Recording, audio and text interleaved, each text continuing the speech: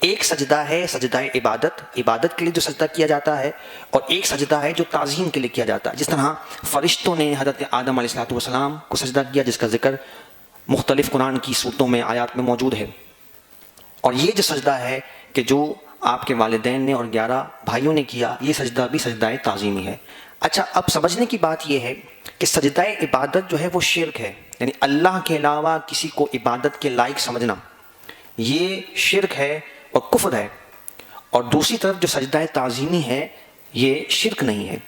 اگرچہ امت محمدیہ صلی اللہ تعالیٰ علیہ وآلہ وسلم میں یہ حرام ہے، لیکن چونکہ گزشتہ امتوں میں اس کی مثال موجود ہے تو یہ ان امتوں میں جائز تھا۔ البتہ شرک اس کو پھر بھی نہیں کہا جائے گا، کیونکہ شرک جو ہے وہ زمانے کے اعتبار سے بدلتا نہیں ہے۔ ایسا نہیں کہ ایک چیز جو آج شرک ہے وہ پہلے شرک نہ ہو، یا پہلے جو شرک تھی وہ اب شرک نہ ہو، تو یہ ضابطہ جو ہے اس میں ایک ہی رہتا ہے، اور سارا دار و مدار جو ہے وہ نیت پر ہے۔ اگر عبادت کی نیت سے سجدہ کیا غیر اللہ کو تو وہ مشرک اور کافر ہو جائے گا، اور اگر تعظیم کی نیت سے سجدہ کیا جو گزشتہ امتوں میں جائز تھا، اس امت میں یہ حرام ہے۔ صحابہ علیہم الرضوان نے جب اس خواہش کا اظہار کیا کہ ہم بھی آپ کو تعظیم کے لیے سجدہ کریں، تو نبی کریم علیہ السلام نے منع فرما دیا، اور آپ نے فرمایا کہ اگر میں اس امت میں کسی کو سجدے کی اجازت دیتا تو میں بیوی سے کہتا کہ وہ اپنے شوہر کو سجدہ کرے۔ یہ رتبہ اور مقام سمجھانے کے لیے نبی پاک علیہ السلام نے ارشاد فرمایا۔ تو مزارات پر ہو یا کسی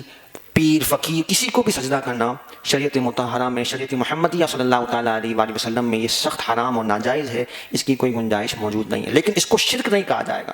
اگرچہ یہ جہلا کا طریقہ ہے، سخت نادانی ہے، سخت حرام ہے، لیکن اگر وہ تعظیم کی نیت سے تھا تو اس کو شرک نہیں کہا جائے، کیونکہ شرک کا الزام لگانا کسی مسلمان پر یہ بہت بڑا اقدام ہے۔ کسی کو کافر کہنا یہ معمولی بات نہیں ہے، تو اس میں